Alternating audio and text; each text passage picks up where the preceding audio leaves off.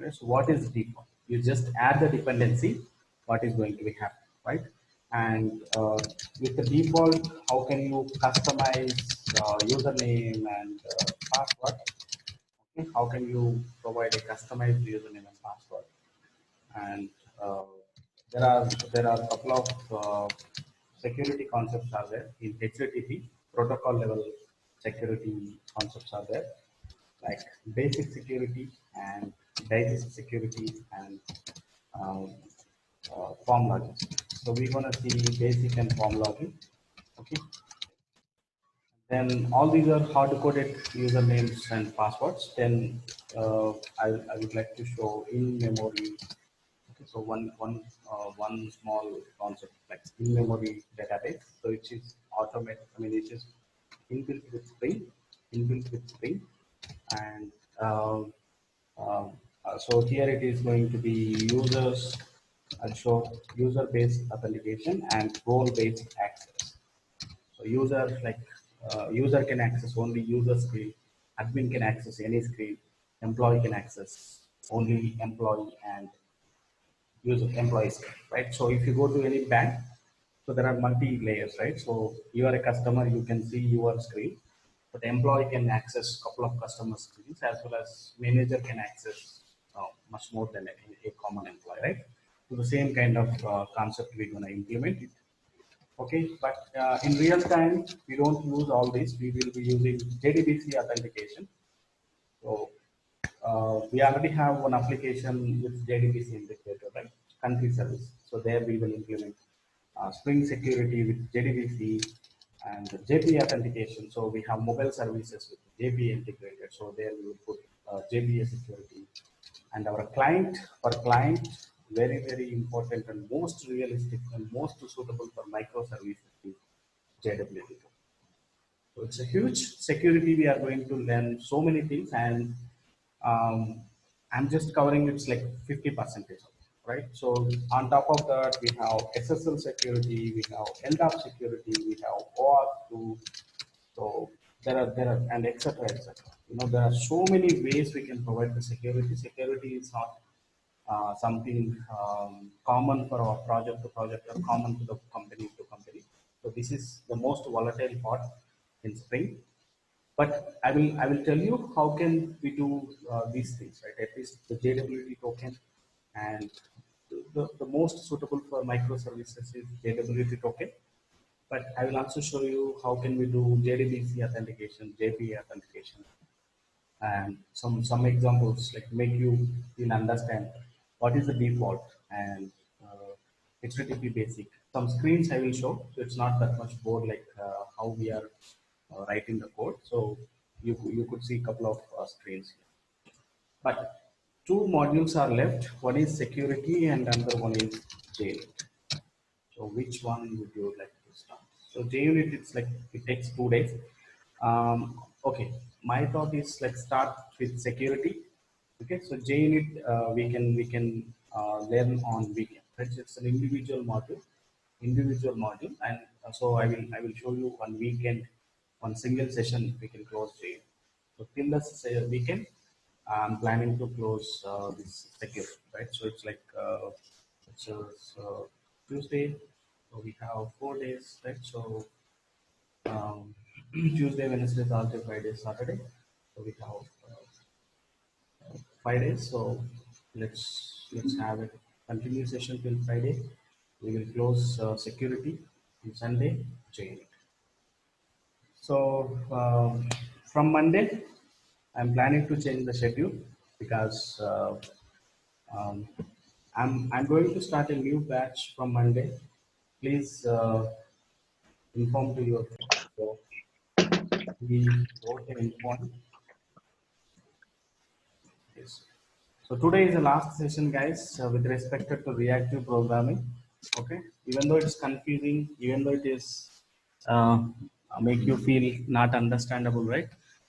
You should spend time because future is going to be reactive programming for sure. Maybe after a couple of years, 2 years, 3 years, you see it's going to be used in your project. I'll tell you one example.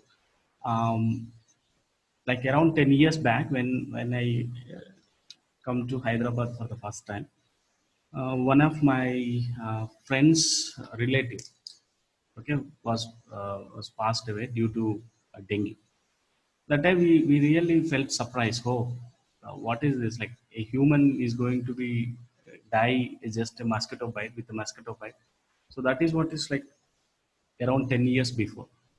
But now it become very common, just in my community there are like not one two, it's like around 10 in numbers, around it's going to touch 100 people are affected by dengue in last season.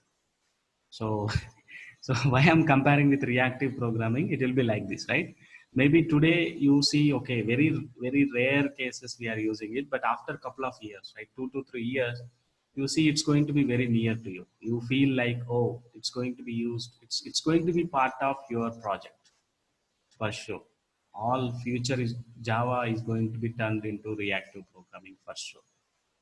Okay, so it's a huge change, it's a big change. One good thing is we started initially, before everyone, I mean, before the entire thing is got changed, we started very early.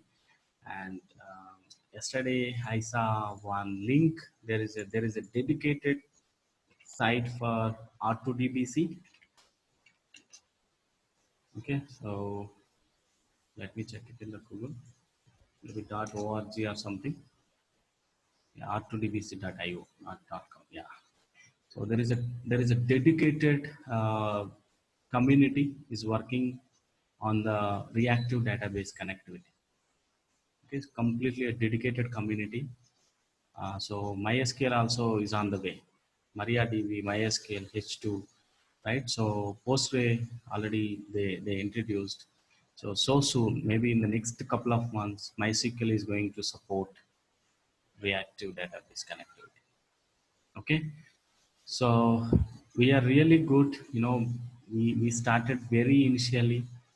You just need to follow these communities and just try to be learn as much as possible.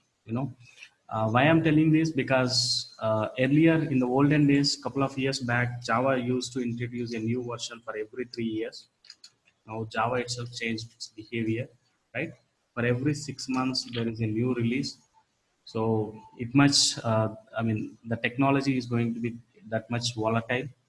So you start keep, I mean, you keep learning, right? You keep doing learning, go through and learn new versions. Then only we can be in the Java. Like now 14 got released, maybe end of this year 15 will come. Maybe next 2 to 3 years you see Java 20. Like after 3 years, I believe, right? After 3 years, you see Java 20. So right now we are at Java 8. So yeah, so you see how much volatile it is, right? So how much volatile it is.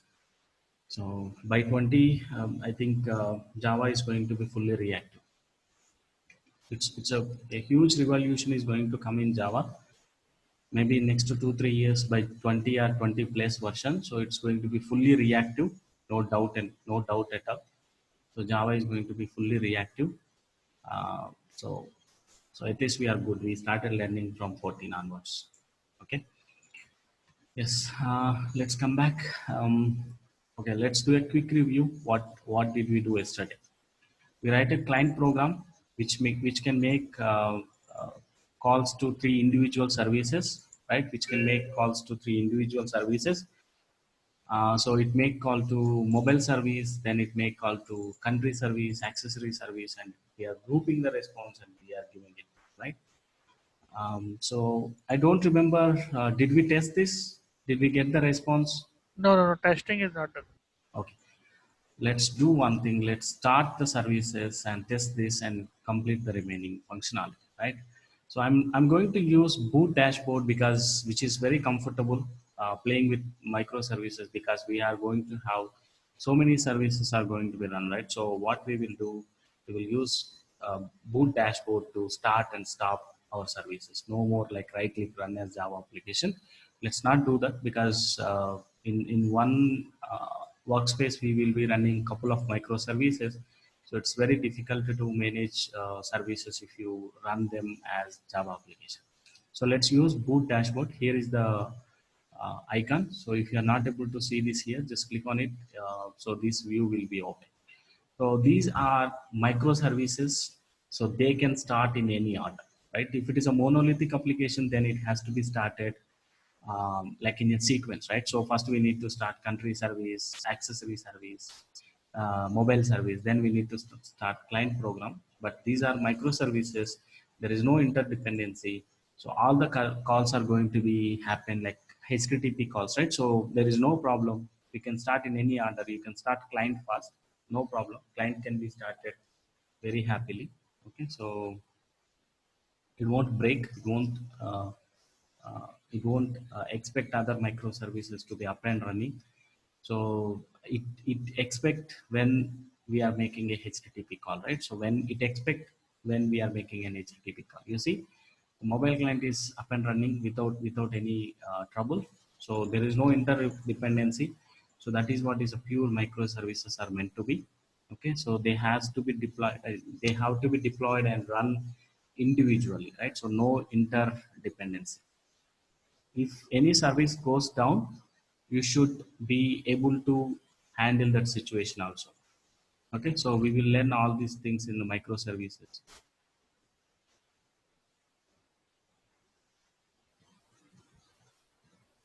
Okay, I think two services are started. Two services are started. Accessories coming up. Mobile service also coming up. Yes, accessories up and running. Mobile service is taking little time. Yes, it's also running and it's showing what port it is running, right? What port it is running. Why we are using dashboard? Because if you would like to go to a particular console, you just select that and click on the console. It will take you to that. So otherwise you need to go to this drop down and you have to play it. But dashboard is little comfortable one when we compare with the manual stuff. Okay, so going forward, start using dashboard. It is little comfortable. Okay, so I hope for client, yeah, we gave 8085. Yes, it's running on 8085. Let's go to Postman. Let's go to Postman 8085 MSK mobiles one. I think it's already been opened. Just send a request. Okay, so it's going to make URL not found. What happened? Localhost 8080. I think it's a mobile client. I think so. Mobile client or mobiles client. Let me check the controller class. Um, let's go to mobile client module, mobile client controller, mobile client, yes, which is going to make Sunil, common is not needed or what? common is not required. Common is not a service. Dependency, right? Common is going to be used in other services. It's not. It doesn't have any main class, right? It Okay. doesn't. It is just a common service. Okay, what's happening? We are getting 404 mobile client. I think it's a mobile iPhone client. Yes, and we are passing ID. So I'm just thinking whether we define the context path or not. Let's go to properties file and check. Yeah, no context path. So that is what is the problem. So we will add the context path to the client also. Let's create some uniqueness. Yes, it's making the calls. Thank God we got some exception. Asset not null default web client. So some exception thrown. Function must not be null. What function must not be null? Let's go to console and see. Asset mobile client service.java line number 42 country code. We are getting country code. Okay.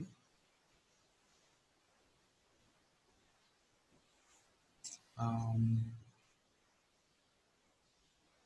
okay, we made a call to mobile service MSK mobiles one. Okay, you got the response. Okay, country code is KOR. Yes, you are getting the country code. It's failing here. It's going into country service.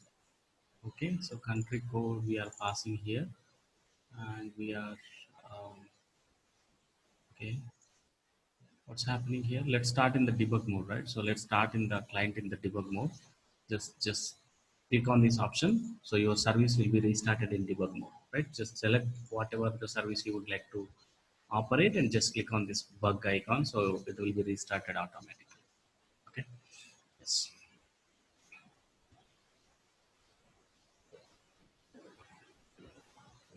Yes, it started. You see that bug icon, right? Which is running in debug. Fine. So now let's put a breakpoint here and try to understand what's going to be happening. Why it's breaking. Right. Just send the request. Wait for a moment. Your application, yeah, will be running in debug mode. Yes. So we are getting country code. Then fine. What is the problem here? Okay, let's run. Okay, got it. Here is the problem. I was yesterday. I was doing some changes. I left in between. That's why it is failing. Now you see, um, it will take some time to bring the service up. Let's send the request. No need the breakpoint. Let's send the request to get the response this time. Okay. Why mobile accessories are not loading? That's what we need to check. And name also null. Description also null. Name and description are null. Mobile accessories are not loading. There are two issues. So let's go to country service because that service will give the actual response, right? So let's go there and go to repository. So from database, while loading, I think we are setting as null.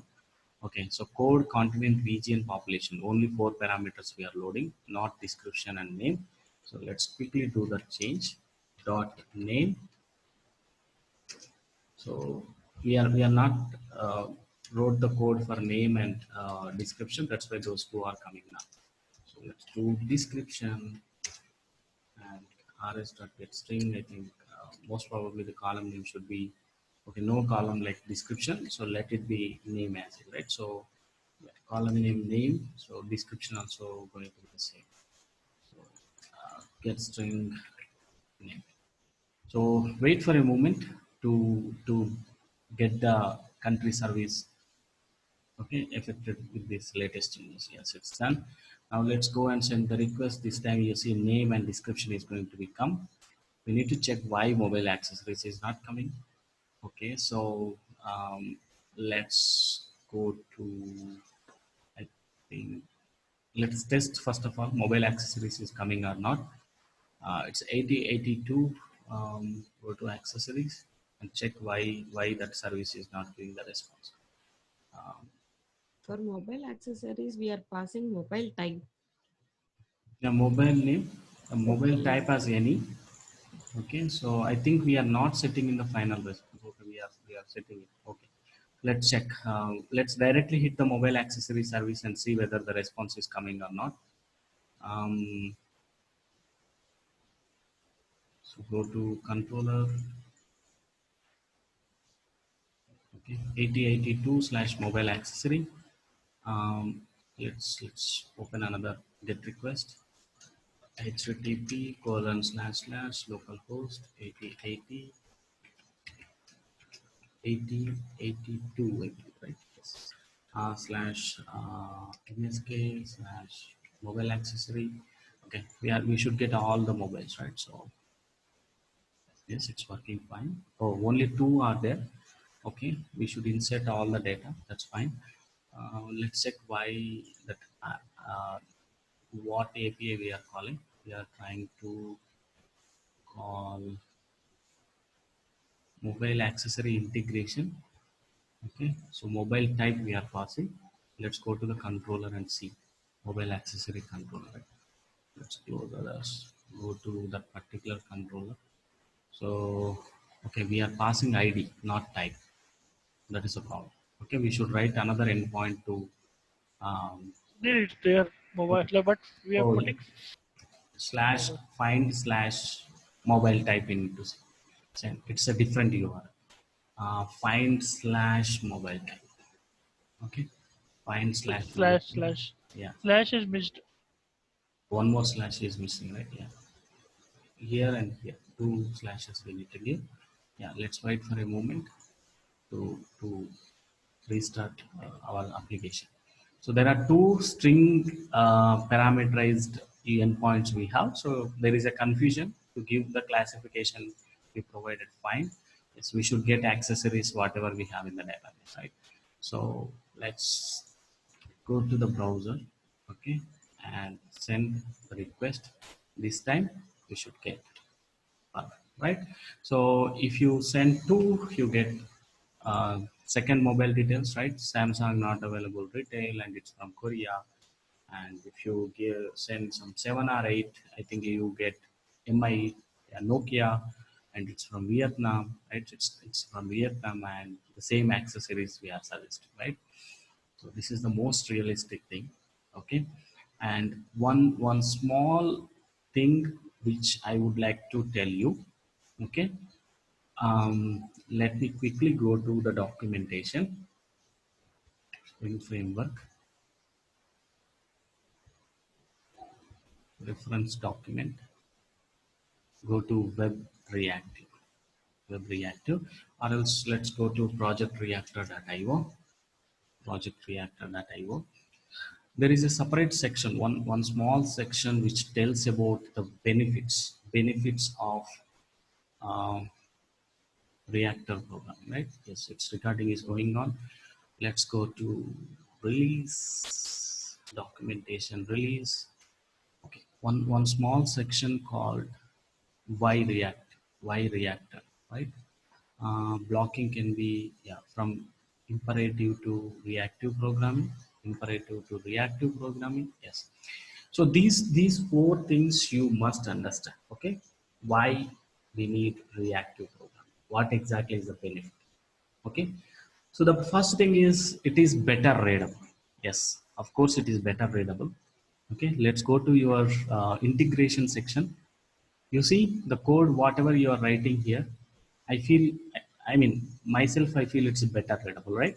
So we are sending a get request and this is the URL and we're gonna get a JSON data and we are retrieving data and we are converting into mono response, right?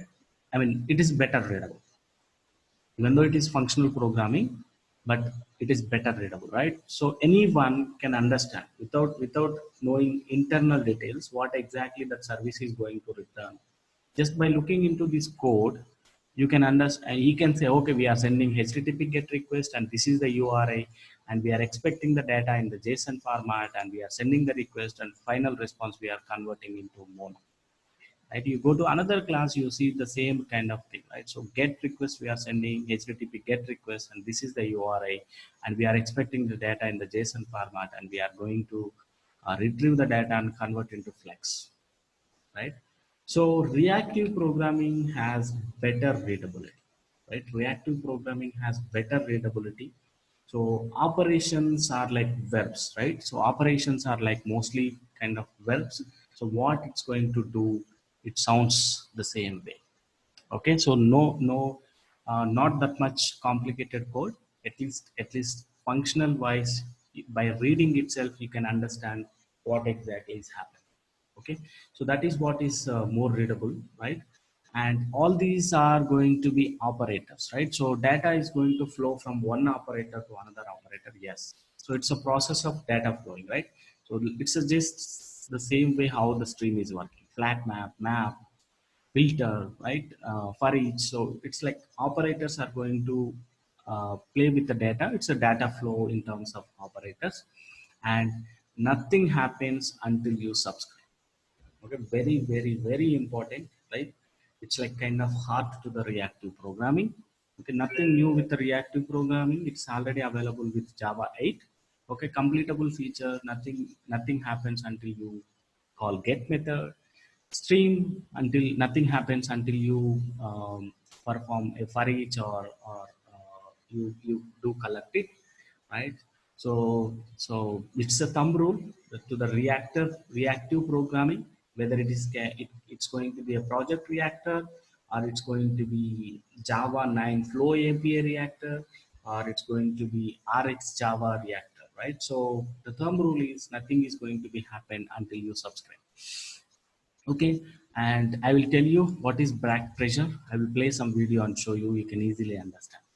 Okay, but before that, I want you to show you the very important thing is this, right? Concurrency agnostic. So we should understand what is concurrency agnostic is meant to be. Okay, so reactive programming is concurrency agnostic. What exactly meant to be concurrency agnostic? Okay, so which means they are ready to work with multi-threading, without multi-threading. Okay, you go to many sites, many tutorials, they say that by default asynchronous. No, nothing like that. Okay, so they are concurrency agnostic. For example, you say water, right? So water, when in which bowl you pour it, it's going to be get that corresponding shape, right? It's same way. So it's like water is shape agnostic, right? So it doesn't have any shape. In you, in which um, in which place you put it, it will get that corresponding shape. Reactive also same way. It is concurrence agnostic. People make you confused, say that it will work with only asynchronous, nothing like that. It's going to work without asynchronous, with asynchronous. Okay, so you just go and check in the Google what is agnostic meant to be, right? So they are ready to work in any kind of interoperable, right? So let's scroll down. Yeah, so yeah, in the computing world, so agnostic meant to be so like denoting to I mean it's going to support both hardware and software. It's like ready to work in the same way. For example, platform agnostic. What does that mean? So it's going to work on anything, right?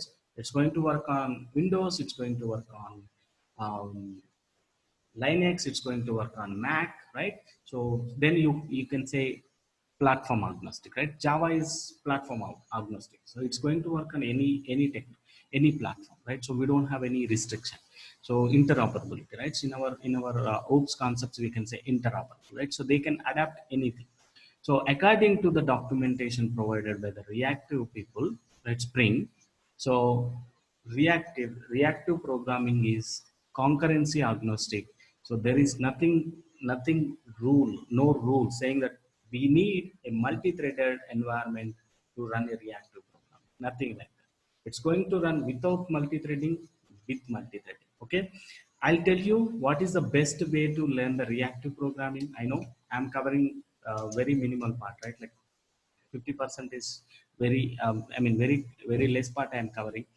Okay, if you would like to learn more about reactive programming, don't jump into Google and don't do Googling. Okay, so there is a lot of confusion with respect to Java reactive programming.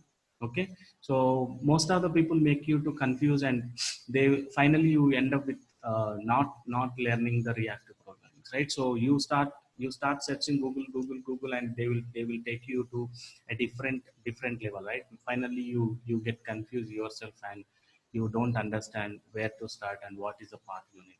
Okay, and day one I told for Spring the path is different. It's going to be, if you are using Java 8, we are going to use reactive streams, which is the third party. It's only 4 interfaces, not that much API, right? Not that much big API to lab. So this is the starting point. From here, we goes to project reactor. For Spring, it is a project reactor. But if you go and Google, no one says what is the path. They will directly take you to reactive stream to RX Java. But for Spring, RX Java won't be suitable. We should learn project reactor. Okay, so this is API and this is library. Okay, so the first one is the API standard. It doesn't have any implementation classes. It's just interfaces. And the second one is library. Okay, so which is like basic implementation. For framework, we should learn Spring Web Flux. Okay, so this is the path, guys. Okay, this is the path. Yes, so this is framework. Okay, and these are for Java. For database, again it is if you are using MongoDB, no problem. Okay, we have reactive MongoDB library. You can directly use that. But if you would like to use relational database, then we have to use R2DBC, right? R2DBC, reactive relational database connectivity. I showed that it's part of Spring Data. It is just 1 month baby. Okay, this module itself is just 1 month baby. It's got introduced just last month 12, right? So it's very new. Right now we have support with MongoDB, but where you don't have a database connectivity, okay, if your project doesn't have database connectivity and service calls you are making, you can happily use it. Okay, so for Spring, if you are using Java 1.8, so this is what is the learning path. If you are using Java 1.9, your reactive streams, third party reactive streams are going to be replaced with Java Flow API. Okay, so be very careful, guys. Just first you complete this assignments, you be familiar with this mono, flex, publisher, subscriber, this terminology, operators, then you go for the Google. You directly jump into the Google, you nothing can, I mean, you can learn nothing. They will make you confused and they will guide you wrong. Okay, so don't do that, because there are lots of confusions with respect to Java reactive programming. Okay, I told already why. Okay, Oracle introduced these concepts very late, right? So that is what is the biggest mistake. So due to that, we don't have any standardized specifications with respect to Java 8. But when it is coming to Java 9, we have specifications. We have Java Flow API. Start from here. Okay, so Java Flow API. So again, it's an interfaces, and the Project Reactor is a library. Spring Webflex is a framework for Spring people. Okay, if it is not Spring, then you can learn RX Java, some other framework, it's fine. But Spring Boot microservices, then this is what is the path you must learn. Okay, and I told you Spring reactive programming is a concurrency agnostic. You should understand, I mean, you should say it supports both in uh, both the ways, right? With multi-threading and without multi-threading. So you no need to take care about that multi-threading part. Okay, so your reactive framework itself can able to hold. Okay, when it needs a when it needs a new thread, it will take care by new thread. Okay, we no need to worry about it. But you just remember, you just need to remember. Okay, you no need to go to multi-threading level. You see, um, I hope you remembered in our Spring core logging section we discussed, right? This is the thread name. So how many threads are being used here? So we have exec 10, we have exec 8, we have exec 7, we have exec 6, right? So there are around 4 threads are being used internally to process one request. Okay, so you don't need to do anything. You no need to do anything. It's automatically going to be taken care by Spring Webflex framework. When we need a threading, when we need a multi-threading, it's automatically going to be taken care. Okay, so but when you are expecting forcefully, right, you are expecting forcefully, then you can use subscribe on and publisher, right? So if where you want to be run by a separate thread, your intention is running by a separate thread, you can use Java thread library, executor service, runnable, completable feature, right? All those things will still work with Spring Webflex. There is no doubt at all. So when you feel you want to be run it by a separate thread, when you want to be run it by a separate thread, it's better to use subscribe or publish on. If you feel uncomfortable with that, go ahead and use Java threading API, right? Java threading API. So, but mostly it is not required. Spring Webflex can manage, right? So by defaultly it is concurrency agnostic. You no need to do any you no need to take care any thing, multi-threading thing. It's automatically Spring Webflex, it's going to be manage threads automatically. Okay, so but don't get confused, guys. Okay, so concurrency agnostic means it supports both the environments, synchronous environment and asynchronous environment. Okay, so reactive programming, no need multi-threading. Okay, it is a completely optional. How blocking API is working, the same way reactive programming also can work, no doubt at all. Okay, but when we need a separate thread to run some processes, it automatically gives the chance to a separate thread. Okay, it's automatically taken care by the framework. You no need to do. mostly. But when you feel something is required, then use Java multi-threading API. Okay. Yes. So but the only part which is missing is the back pressure. Okay. The only part which is missing is the back pressure. Um, one small thing I will show. Okay. So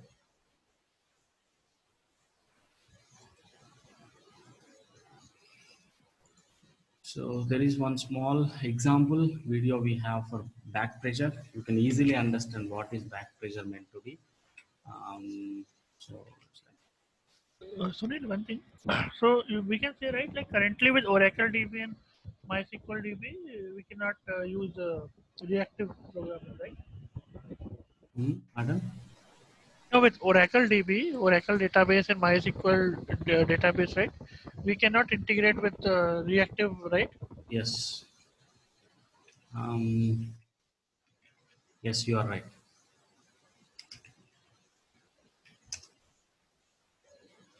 Mm, okay, I forgot that exact name. I will show you that tomorrow. Okay. So only one part is pending is back pressure. Okay.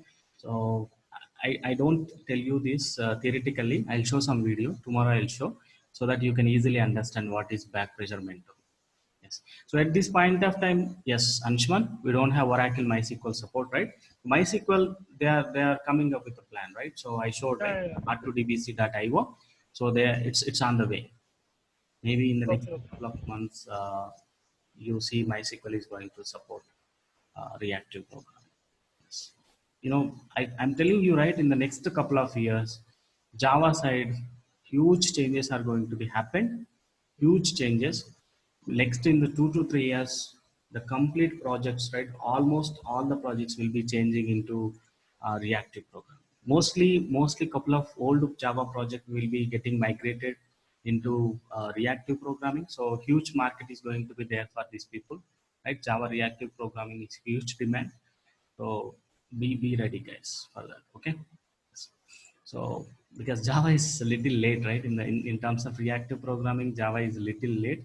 So still people are using JDBC API. Future, no more JDBC API for sure. Most of the projects will be migrating into reactive programming. Okay, for sure. Yes. Anyway, it's not from Oracle, I believe. It's not from Oracle. I think might be Oracle would have been supporting, powered by Pivotal. It's from Pivotal, and it's running under Apache software license, right? So it's running under Apache software. So I'm not sure whether Oracle is doing any contribution to it or not. So who wants to learn more about this? Just go through these videos, right? I already told you Spring Developer, right? Spring Developer is official YouTube channel for Spring. Okay, so do subscribe to this. You get some update videos. Just go through those videos. You get. I see. I followed so many videos. I really felt. It's awesome. You know, there are so many people are teaching about reactive programming, but they don't directly start with basics, right? So they'll directly show you how to play with mono, how to play with these things, and so it's little advanced. So you once you complete our training, you just go through that particular uh, channel, right? So Spring Developer Reactive Programming, you get minimum 20 to 30 videos. You just choose whatever you want to learn and you go through that. But you can't directly understand if you without these basics and fundamentals. Okay. Yes. Fine. Anyway, let's come back. Yeah, so we are done with implementing one endpoint, right? So mobile by id, mobile complete information, country information, accessory information. Do you want me to show one more example to fetch all the mobiles, or shall we jump into security? Can you try that? What do you suggest? Can we have one post, Sunil? Okay, so let's quickly integrate one more endpoint, right? So let's go to client. This is going to return not monoplex, right? So we don't expect any path variable, right? So it's just direct get all mobile info. Okay, get all mobile info. It's get mobile info by ID. So let's give the better name. Get mobile info by ID.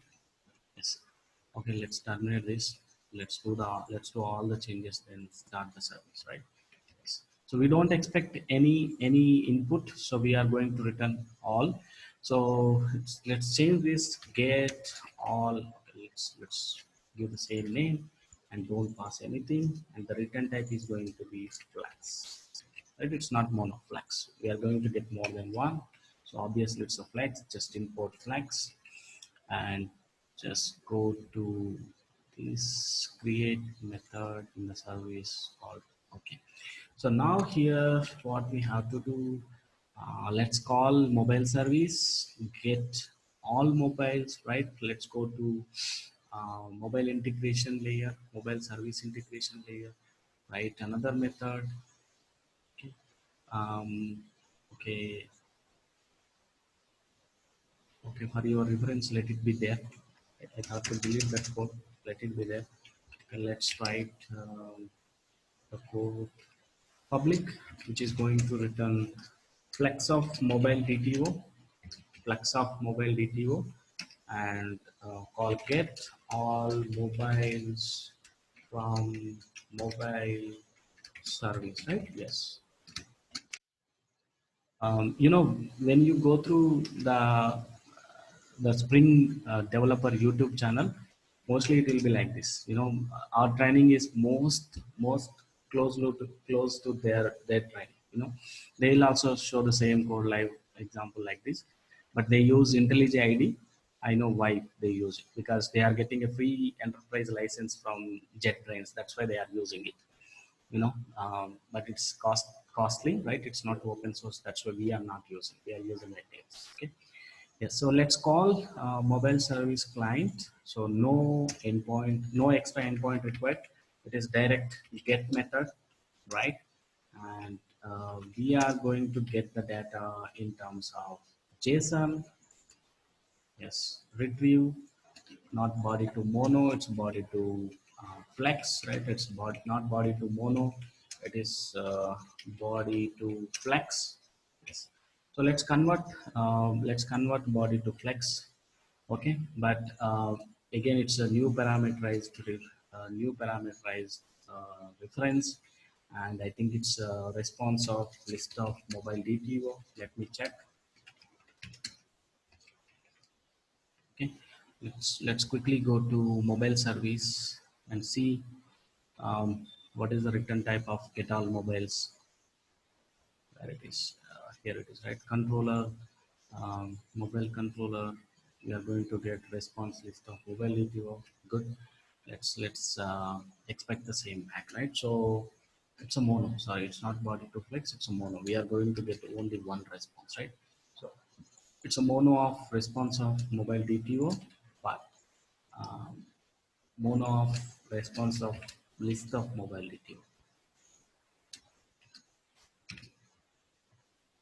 Java.util.list body to mono, right? Fine.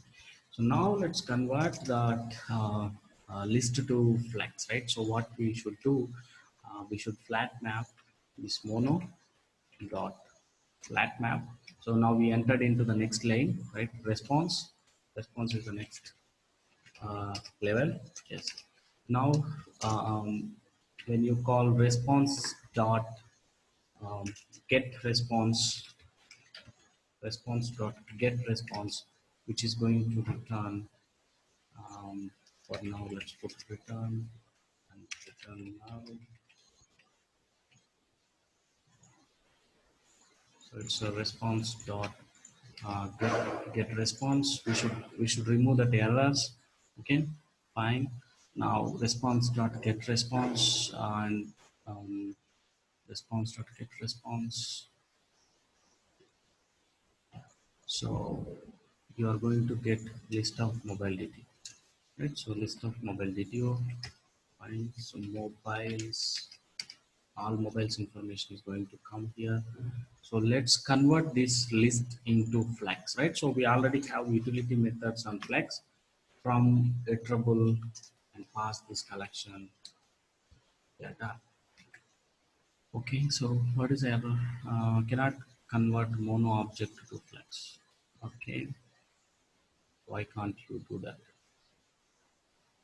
Okay, flat map many. Let's say that we are going to get flex response, right? Flat map many. Yes. Okay, so yeah, let's get all the mobiles and convert that into flex, simple flex mobile DTO. So we are calling mobile service. We are getting all the mobiles response list mobile DTO. We are converting that into mono. We are converting that into mono, and the mono is going to be converted into flex, right? Mono is going to be converted into flex. So for your understanding purpose, I wrote the code like this, but in actual, it's going to be a single line code. Okay, I'll show that how can we do this in a single line. Okay, let's paste this and just say flex from iterable. Okay, flex from iterable response dot get response. Okay, so things will work with single line as well. We don't need multiple lines. Okay, so we are converting mono to flex. Mono to flex, and we are generating a flex from collection. Right, what we are doing here exactly? So we are converting mono to flex. Yes. Next, what we are doing? We are generating a flex from collection. Yes, that's what we are doing it. Yes. So now let's go back to client service. Let's call that um, controller. We are calling this method service get all mobile info method. Okay, it is a get all mobile info method. Okay, we have not created. Here it is, right? Get all mobile info. Why it is doing a different. So now let's call that method, right? So integration dot get all mobiles, right? Integration dot get all mobiles from mobile service. What it's going to return? It's going to return flex mobile DTO, right? Flex mobile DTO, all mobiles. Yes. Okay, you got all mobiles. Good. Now let's make country service, right? For each mobile DTO, make one country service call and accessory call, right? For each mobile DTO, yes, for each. But here we don't use for each. We use flat map. It's flat map. Then we say that okay, for each mobile DTO, right? So for each mobile DTO, let's make um, country service call, and let's make um,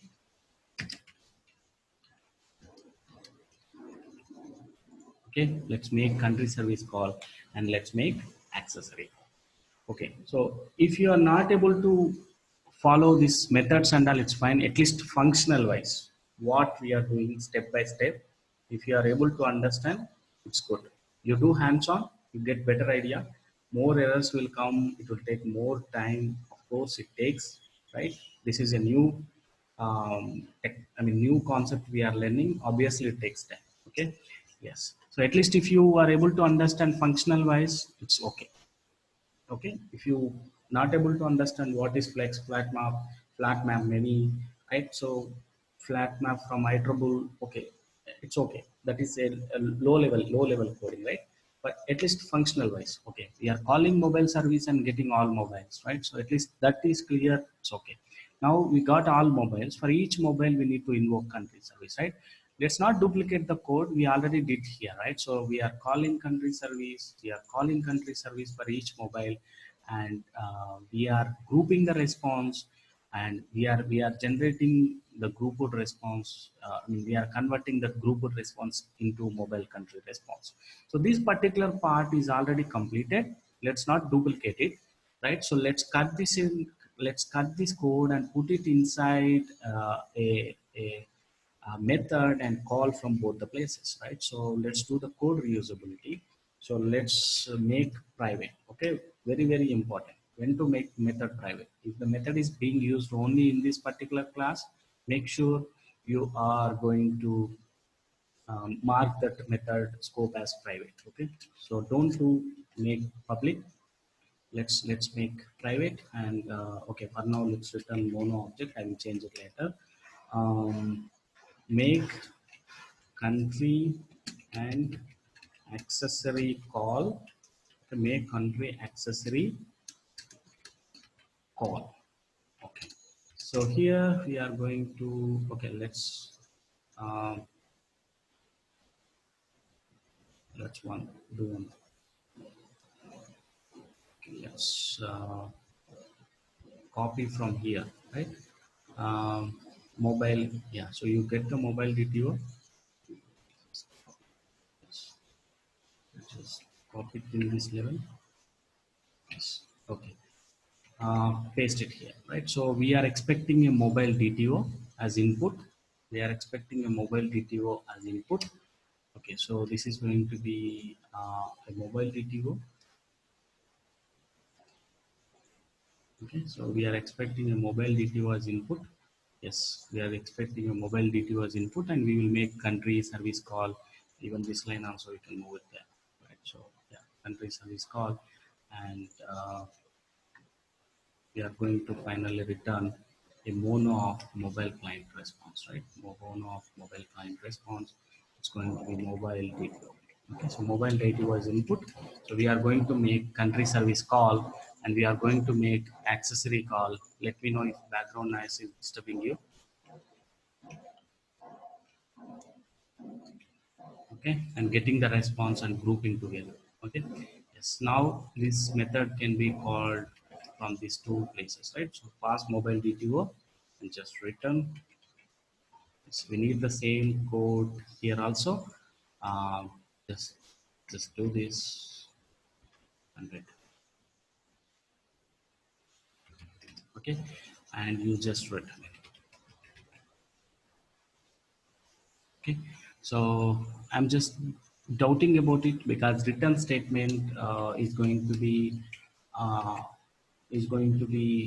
written immediately, but it's fine. I think Flex can handle it, right? Usually if you call return, it won't be iterating through the collection, right? So the first index itself, it will stop doing that, right? But Flex, I think it can handle it. So we are done with the code, you know. So we are getting all mobiles from mobile service, and for each mobile we are making a country and accessory call, right? Country and accessory call, and we are zipping the response, right? We are grouping the response, and we are finally returning the group of response back, right? Yes. So let's start the service and test whether it's working as expected or not. Let's see if there any issue is going to come. Let's start the mobile. Okay, I think yeah. So we stopped the country service also. Not sure why. Let's start country service as well. So country service, accessory service, client service, mobile service, right? 4 services are running now. They are individual. They can start in any order, no problem. Okay. Yes. Now let's go to client console. Clear the console. Click on the client. Clear the console. Yes. Don't pass any ID this time. Let's not pass any ID. Yes, we don't pass any ID, but still we expect all the mobiles information back, right? Let's send the request. I'm just want to check for one more time. Integration, we are not passing anything, right? Yeah, we are going with the base URL itself. We are going with the base URL itself. Yes. So let's send this request.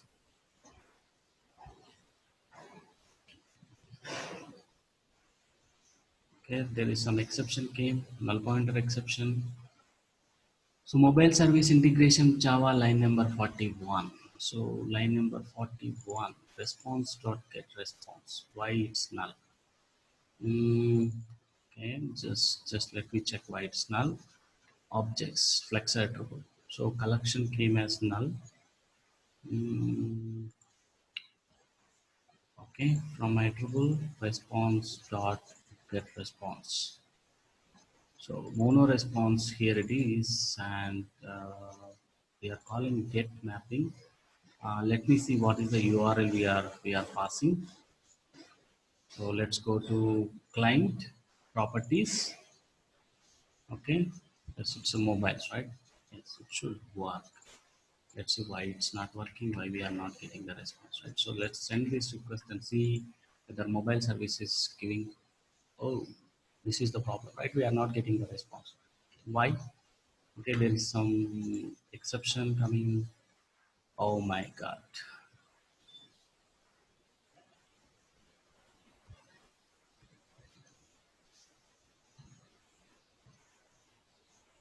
Okay, one place the publication date is missing. Okay, in one place the publication date is missing, so that is what is causing the issue. So let's go to the database and see where, for which mobile the publication date is missing, right? So let's select star from mobiles, I believe. I'm not sure. Let's see what is the table name we gave. There are two tables. We have mobiles and mobile. Yes, this is the one, right? See, yeah, one place we don't have publication date. So let's give the publication date. Okay, so that is what is causing. So update mobile set publication date equals to this date where ID equals to 14 again. Okay, ID equals to 14. Let's do update. It's updated. Let's do commit.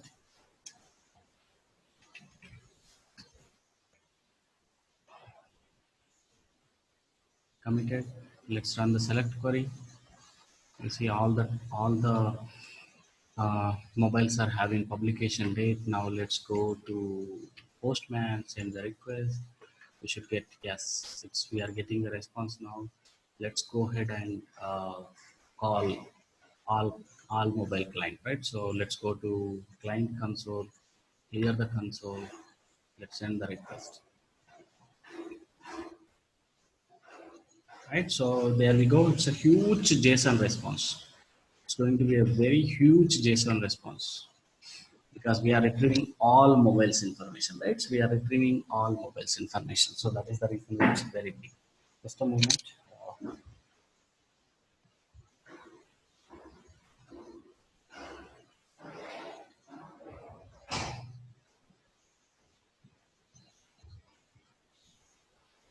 Okay, so we are done with integrating all get all mobiles also, right? So let's convert this into a JSON response.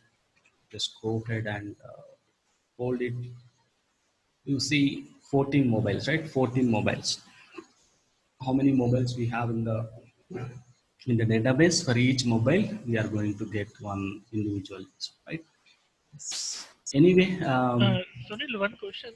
So, if publication it can be null also, right? Like any problem with that? can you The speak mandatory. Will it a little mandate? louder? Publication date, yeah. No, in our code we made it mandatory. Okay, okay, yeah, okay. In our code, we are without checking null condition. We are calling toString method. It's a null pointer exception. Okay, okay. Okay, because we are calling to string. Okay, It's our okay. business logic. Yeah.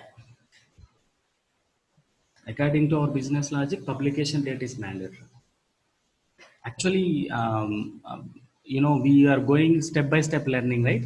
Now it won't allow. If you, later we changed it to controller while saving the response into the database. I think we are setting that date, right? So save mobile date. So we are setting publication date. What happened? We are going step by step process. So we added this later code. So For some, some of them it's there, some of yeah. them it's So not. this was missed somehow. So publication date was missing now. Actually, with this code, it won't miss. Okay. So Yeah, we are. yeah, that is It's one like of sprint by publication. sprint. You are going in first sprint. You are missing this code. You inserted some data, Okay. right? So that data is not. It won't be suitable for sprint 4 or sprint 5. Okay. So this is what is it's like we use reactive programming we are still not fully done, because we need to, when we go to client code, you see if any one of the microservice goes down, our application is breaking, right? For example, accessory service is going down, we should not stop our clients to see the client information, the mobile information, right? So let's not send accessory information. But if you bring down the accessory service, and we are going to give an error response, right? So that is not is the mobile service is meant to be. If any one of the microservices is going down, we should be taking care of that part, right? If mobile service itself is going down, we can't do anything. But accessory service is going down, country service is going down, then you should not stop it, right? For example, you are going for a real e-commerce site, right? If you are going for a real e-commerce site, of course, there you get couple of suggestions for accessories, right? You go to any e-commerce site, and you go to mobile section, so they suggest a couple of accessories. If accessory service is going down, they don't stop customers to see the mobiles, right? So that is not a valid scenario. So when you go to mobiles, and you go to a particular brand, uh, right? So we implemented the filter concept, and when you click on any particular mobile, you see they suggest some accessory section, right? You scroll down, down, down. They suggest you buy with this, that, and you get some benefit. They will tell 20 rupees you will save, and they will charge 200 rupees extra, right? So yeah, see customer, okay, so some kind of add-ons will be there for each product, right? So yeah, so you buy with this, that, and all, you get this benefit, that benefit. Okay, so they will try to charge extra, but if that service is going down, so they're not supposed to stop customers to see the mobile information, right? So that is what is pure microservices are meant to be, right? If any one of the service is going down, we should handle that particular part also. Anyway, that is not yet done. Okay, we will discuss as part of microservices. Okay, so we need to make our microservices are more resilience, right? So like self self uh, healing, right? So if anything goes down, it automatically do something. Instead of giving breaking the application, we should at least give a proper error response, right? If the mobile service is going down, then we should say, okay, there is something wrong, please come after some time, and collect his email information and send a notification email saying that okay, it's up and running now, right? So the best example is your mobile network, right? So you are trying to call someone, and if his mobile is not reachable, they will alert you when that particular mobile is back to network, right? So you can make the call. So something like that, you should improve your business. Okay, so we should be thinking in that way. Anyway, microservices is actually architecture. Okay, so we will not be um, I mean, how we going to handle it's completely vary from service to service. Okay, but anyway, you should consider that part also in your as part of your microservices architecture. Okay, so microservice is meant to be pure independent, right? So it should deploy it independent, it should run independent. Okay, it can make HTTP calls, no doubt at all, right? How they are going to be communicated over the network, like HTTP call, and there are some standards are there. We will discuss. Most probably, none of the project it's like pure 100% microservices are architecture oriented. So we do some customization. Even our services also not fully microservices architecture. I will tell you why it was like that. Okay. So the standards are very, very high.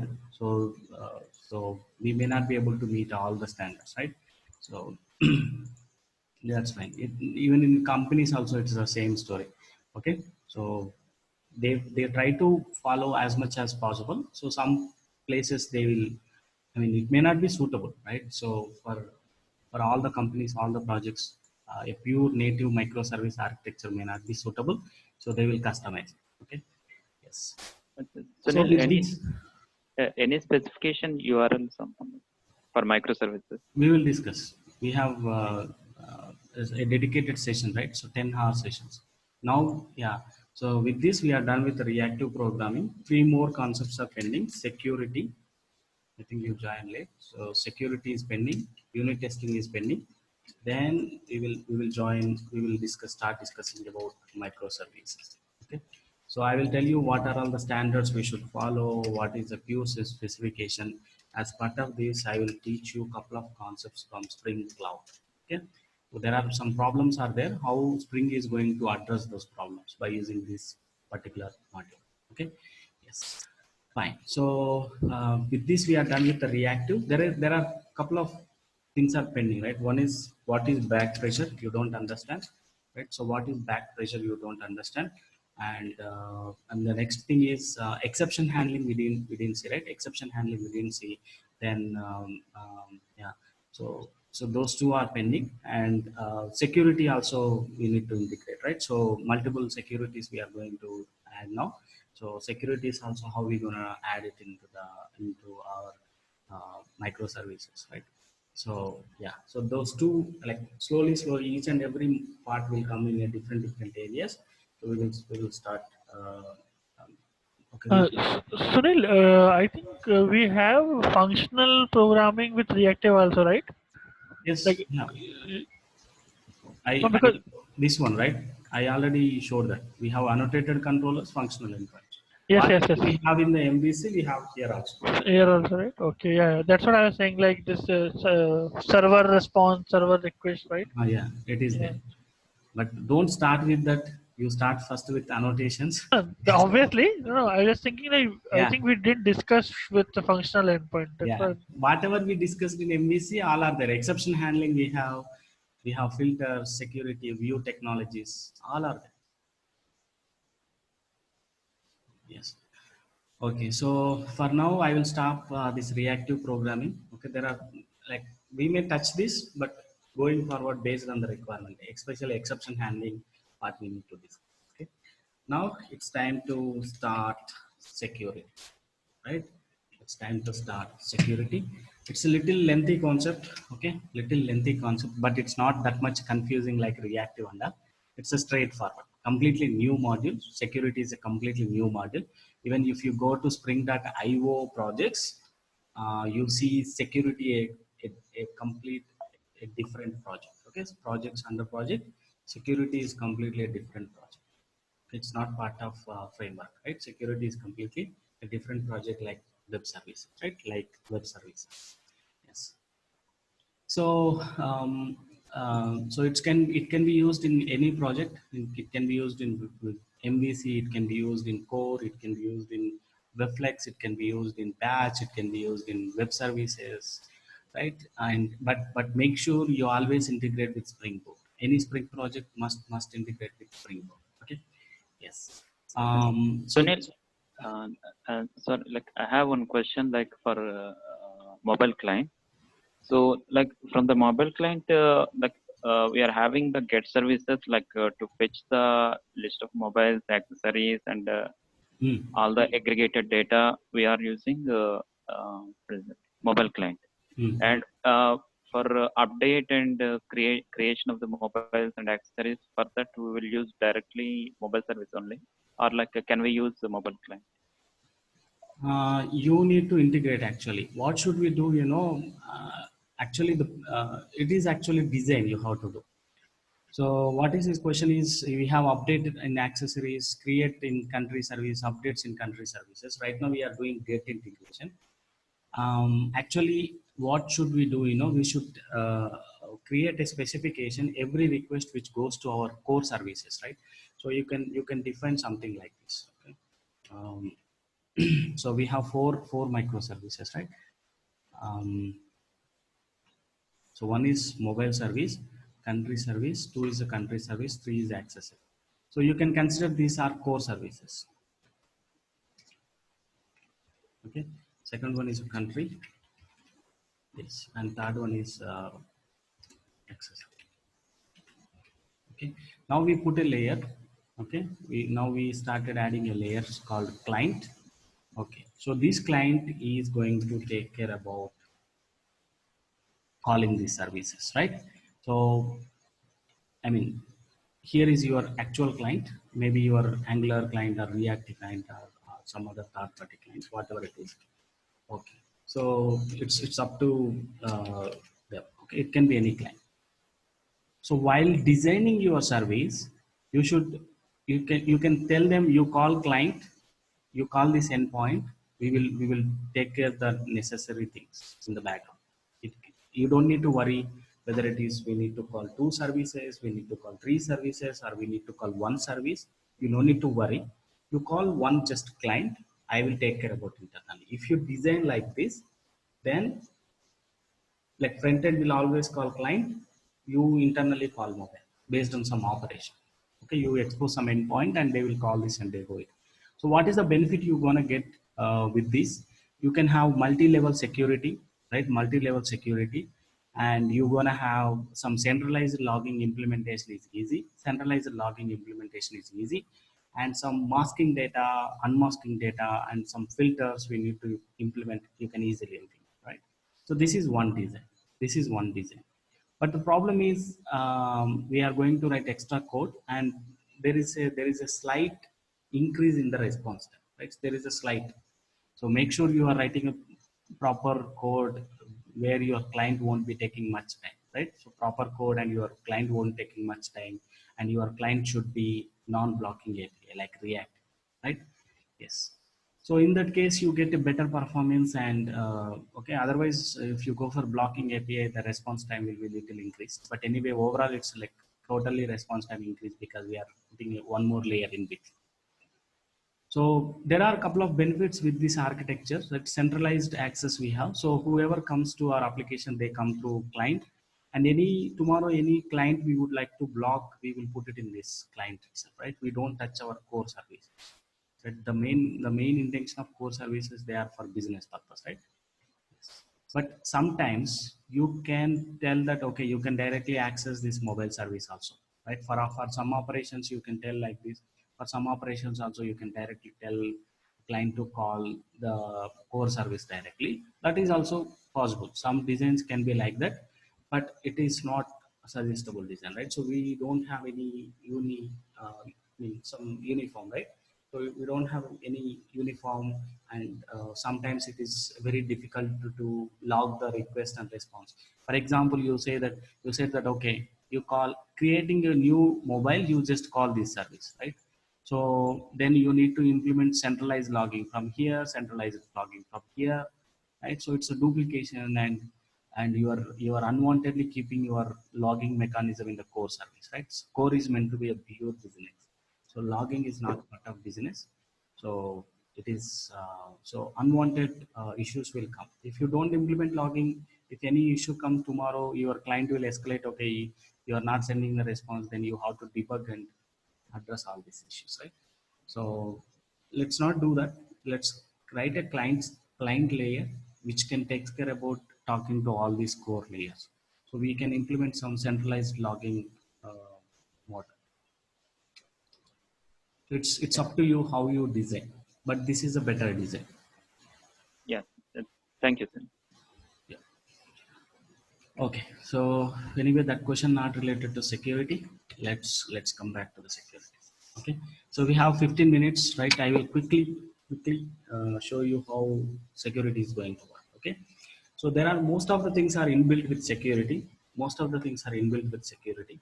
For example, let's go to one service, right? Mobile service, right? One mobile service. If you just add a security starter to mobile service, you just add a security starter to mobile service, you see the magic what it's going to happen. You know, security is such a powerful concept in Spring, and there are so many features are inbuilt with security. Okay, let's just add the starter. What is the default is going to be? Let's see that, right? Security. I think it's the same thing. Let's try that out. Maybe I'm just doubting. Okay, it's working. Okay, fine. So it's the same thing. I'm just worried about this string. Starter is correct or not. It's working. It downloaded all the things. You just add the starter and see what is the magic is going to happen. Till now, no one is asking us to authenticate our service, right? Provide username password to access this, but you just add the security. There is automatically security is going to be enabled for our application. Okay, what is the default security and what is the default user? and what is the default password. Okay, so we will see. You just add it. Wait for a moment to application get to get application started. Yes. Okay. Yes. Application started on port 8080. Go to browser. Let's spend some time on the browser. Right. Localhost 8080. Let's close this. Localhost 8080 slash msk slash mobiles slash one. Any endpoint. Just you click enter. Okay. Automatically Spring Security shows a screen. Man, please log in to proceed.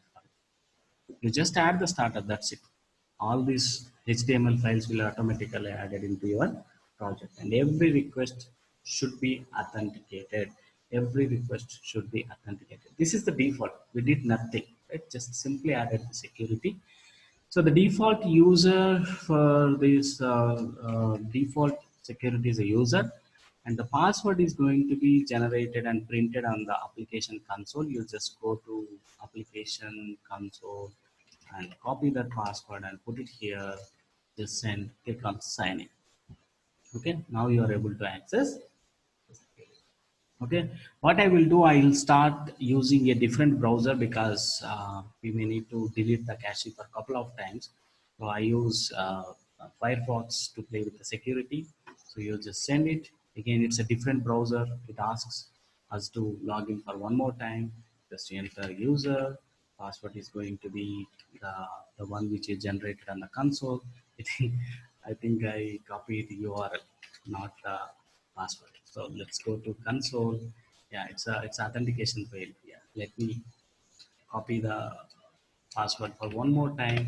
Come back and paste it in the password section. What happened? Localhost 8080 slash mobiles slash one. No converter content type. Oh, okay. So it returns both, right? So JSON and XML. So it is getting confused now. So in our control class, mobile by ID is it gives both. So that's why this confusion is coming. So let's stop XML for now. Let's give JSON, right? So let's stop XML for now. Let's give JSON. Let's wait for a moment. A new password will be generated. Okay, so just copy the password and go back to the browser and click.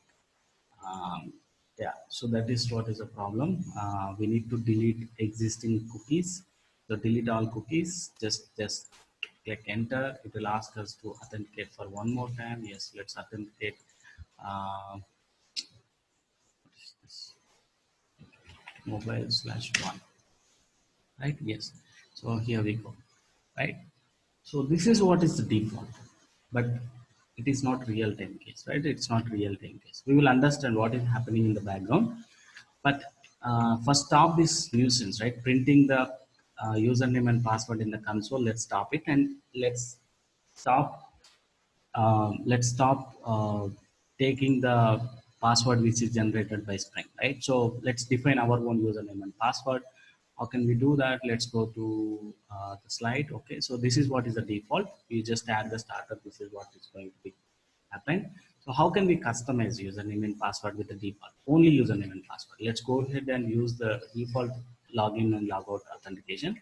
But I just want to change only a particular username and password section, right? So let's go to SRC main resources application properties, define our own username, right? So spring dot security dot, just a moment, guys. Somebody knocking the door, just a moment.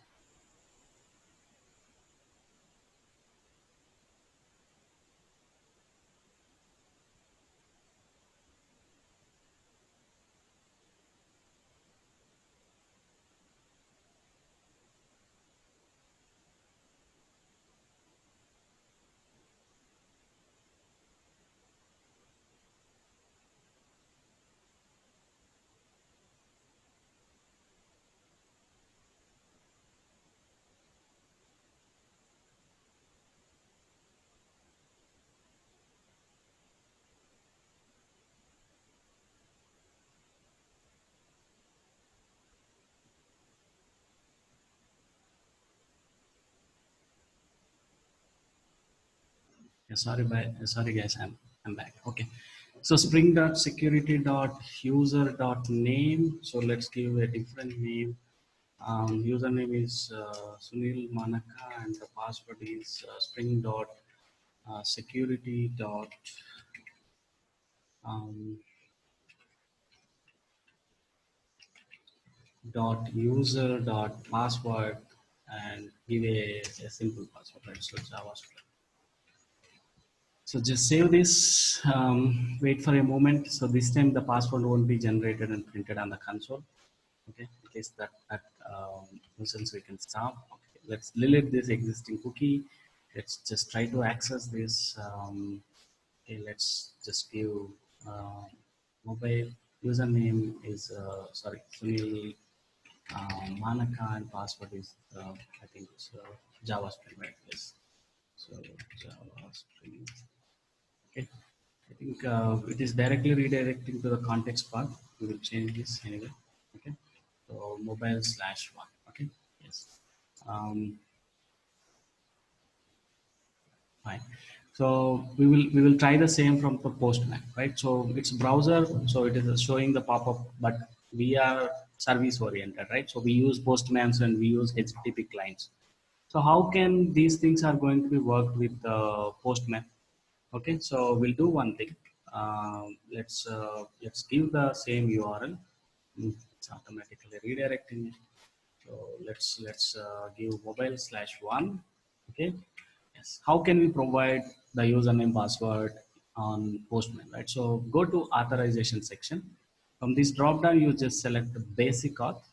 You just select basic auth and let's give the username and password, right? So username is Sunil Manaka and the password is going to be Java Spring. Okay, mostly we use Postman to test our services, right? So we should know how to send username and password from Postman, right? So this is what is going to be the security, but none of the real-time projects will have this security, right? It's a very basic, very simple, right? If you implement this kind of security in the real time, like hackers will break in next 15 to 20 minutes, right? It's not that much suggestible to use, right? Okay, so anyway, this is the basic, this is the default, this is the basic and this is the default. We will customize it, right? So we will see how to create role-based access and authentication-based access, right? So we will stop here. Let's go to a dedicated workspace where we can play a lot with security because there are so many things we are going to learn, and whatever we learn we cannot implement in our microservices, right? So we can choose whatever it suitable for us and we can put it. Okay, so there are three levels of security I'm going to implement. JDBC security for country service because we already have JDBC integrated. JPA security for mobile service because we already have JPA service integrated, and JWT token security for our client, right? So all front ends are going to invoke client application, so they should generate a JWT token and they should store it. So we will make we will create some time, like next 10 minutes it's going to be available, like next 1 hour it's going to be available, like that we will create a token, and every time they send the request, they will put it in the header and they will send it. Okay, so that is the most suitable for microservices. That's what we are going to use. Okay, but for your learning purpose, I will add those two also, JDBC and DataJP. Yes. Now we have 4 more minutes to go, so I will show you. There are a couple of HTML files we are going to use. Okay, let me create another project, fresh project, new Spring Starter project. Um, okay, so I'll say Spring Security 8:15. You're just time, right? Your time, so 8:15. So the batch timing is 8:15. That's why I'm giving like that. So the root package, let it be security demo project for Spring Boot security. Let it be like that. Click next. So we need Lombac, we need web, we need DevTools, we need security. Yes, let's add all these four dependencies. Click next. Okay, let it be 3.2.3.0. Yes, we are going with the latest version of Spring Boot. Okay, it will take a while to get the folder structure to be created and required dependencies to be added to the project. It won't take much time. It will be like maximum within a minute. It's going to be coming. Yes. So I'm going to copy paste couple of files, right? So this section you have to be very careful. Static and template folders. Okay, I'm going to copy and paste it because what I felt is like if I show like some screens and play with those screens, you feel better with respect to security. So that's why I created a couple of HTML files. It's a basic plain HTML. Nothing is there. It's a basic plain HTML. And we are going to use one more dependency called Thymeleaf. Okay. So that is like one kind of markup language going to work with HTML. Okay. So we are using Bootstrap predefined. It's already written in CSS code. So we are going to use that. Okay, so you can just copy paste as this, and HTML is also the same. So let's assume that we have a couple of users, right? This is a welcome page. Anybody can access. Welcome page. Anybody can access. No authentication required. But we have a couple of layers like users. Like user, we have employee, we have admin, we have, right? So user can access only the files which are inside users folder. User can access only the files which employee can access only the files which are in employee folder, and admin can access any file. Employee he can access, user also he can access. No dependency we have. Okay. Yes. So there is some fragments we are creating for better this one for better UI understanding. Some header navigation bar I'm creating it. So you just copy paste, right? So it's HTML is not part of Java training, so you just copy paste. Okay. So these are like couple of HTML files we have. So let me quickly write a controller. Let me quickly write a controller so that you can see how the screen is going to be look like. Okay. So this is our application. Come on. Okay. Let me quickly write a simple controller. New class. So we need a view, right? So it's not REST controller, it's a controller. So because we are going to play with HTML files. So let's mark as home controller, some random name. Okay. Yes. We are going to access. Yeah, it's a controller, not REST controller because we need UI. Just let it be. And we are going to, okay, we send index and we are going to return index, right? So public string, you call home page, right? So the URL is index get mapping, and we are going to get URL as /index, and it's going to load index.html, right? So it's going to load index.html. Yes. So the same concept for user also. You're gonna get user slash. If you get index, it's going to be index. If you're gonna get user slash index, I believe it's index only inside user also. Let me confirm. It's a user index. Yes, it's going to be user home, so it's going to load user index.html. Okay. Same concept for employee. It's going to be employee. I think it's employee slash index. Then it's going to load employee slash uh, index HTML. So admin slash index URL you are going to send, then admin slash index is going to be loaded. Okay, it's .html. Admin index.html is going to be loaded. So that is what is UI integration. That's how the UI integration is going to work out. Yes, let's remove this extra space. Okay, so you send index, then index will be loaded. You send user slash index will be loaded. Okay, so anyway, this configuration is already here. So those are going to be links. We are not going to, you just click on this link, user index is going to be loaded. You click on admin, admin index is going to be loaded. You click on employee, employee index is going to be loaded. You click on logout, logout is going to be happen. Anyway, that is a default. Okay, now let's go to properties file, right? Let's go to properties file. Let's quickly add some customized username and password. String dot security dot username.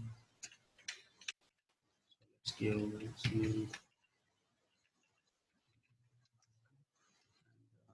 give password, right? So user dot password is going to be simply some 1 2 3 4, right? Let's give like that for now, temporary purpose. Okay, now let's index all these are done. Yes, so it's going to work. The only one dependency which is missing is time leaf, so I'm going to add that. So all these fragments are going to be loaded through time leaf, right? So when you go to HTML, you see some th. So all these th from time leaf. So we need time leaf dependency. Okay. For your understanding purpose, I'm using it. Anyway, you can do all these things without these HTML files. You can, but you need to use Postman alone. Okay. So let's close all this. Start our application. Okay, send a request and see what is our entry page, so that we can stop for it. Start as Java application.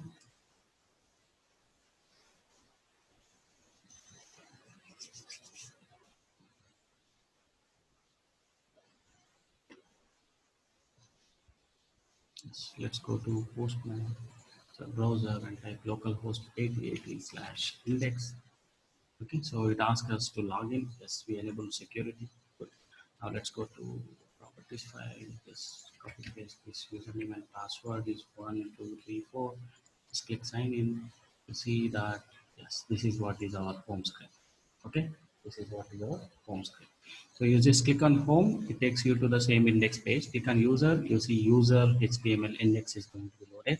Admin HTML, employee HTML, logout confirmation page, right? So this is what is uh, screen. I mean, next couple of days we are going to play with it. So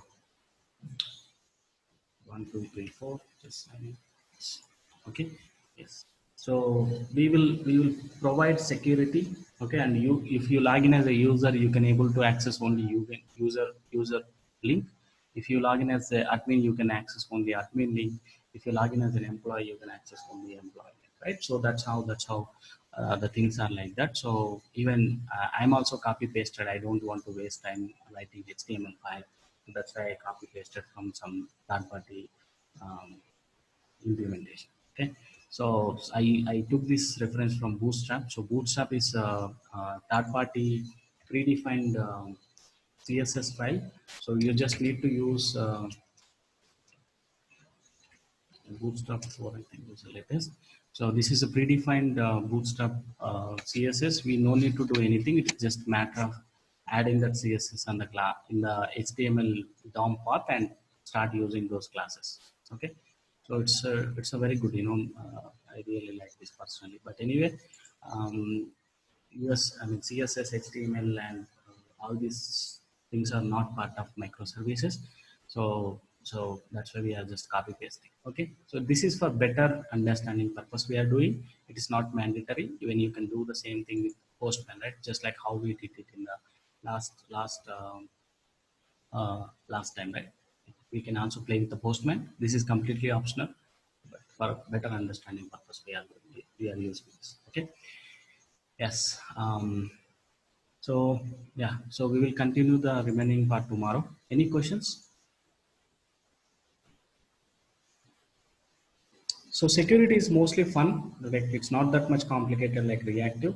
Like I'm not going to use any monoflex, nothing. It's a plain Java, whatever we have, we are using. So I'm going to use the same. Okay. And for fun purpose, we are going to use these screens. So it's like mostly like fun learning. Okay, we will play, we will click on it, we will get some error, we will go and do some changes and see what the error is coming. Like that, it will be mostly. Okay. Sunil, just one question. Like in our client, right? Which we Can you made. speak a little louder, Anushka?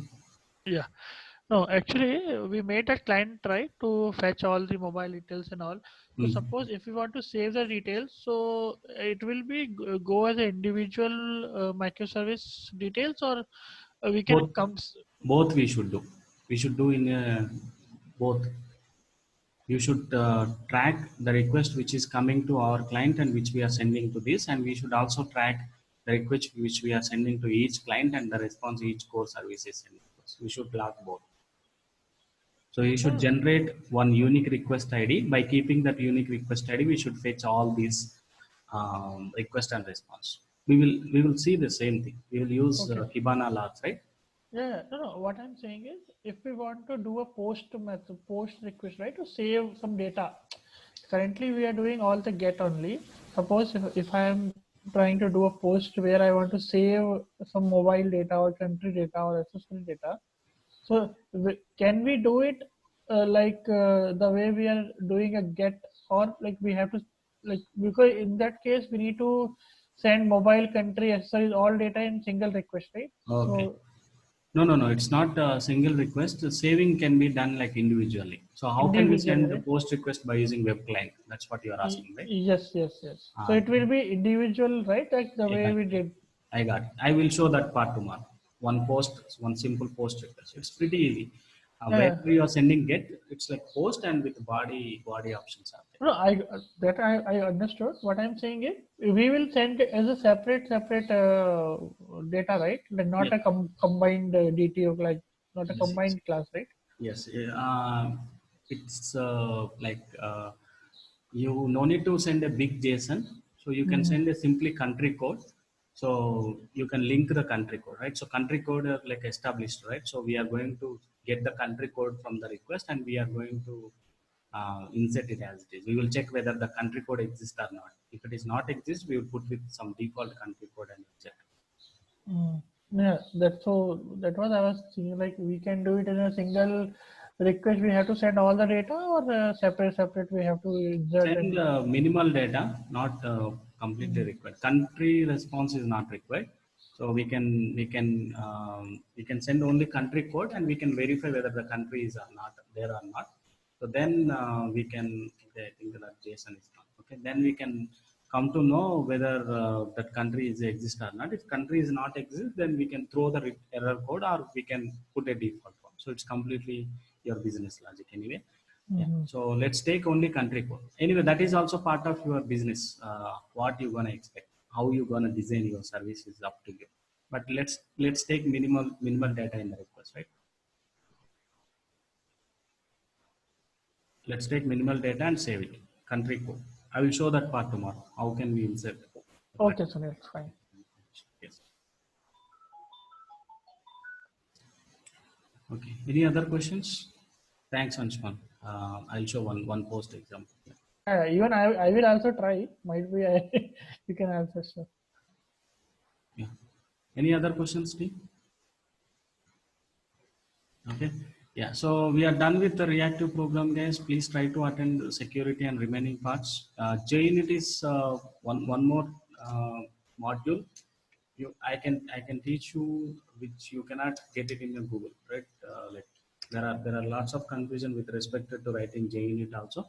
So don't miss that session. Okay. Yeah, sure. Yeah, it will include Mockito also, right? So Sunil? Market only. Okay, Mockito only. Right? Yes, Okay. I shared some image, right? So then we are using Marketo, right? So we will use Yeah. Okay. that image is a representation for us. Like whatever we're gonna learn in this training, it's That PDF. yes, PDF and that one small image I put. Yes. I saw. We'll use Marketo for sure. Okay, Sunil. Thanks a lot. Okay, guys. See you tomorrow, same time, 8:15 sharp. Okay. Thank you. Bye bye. Thank you, Sunil.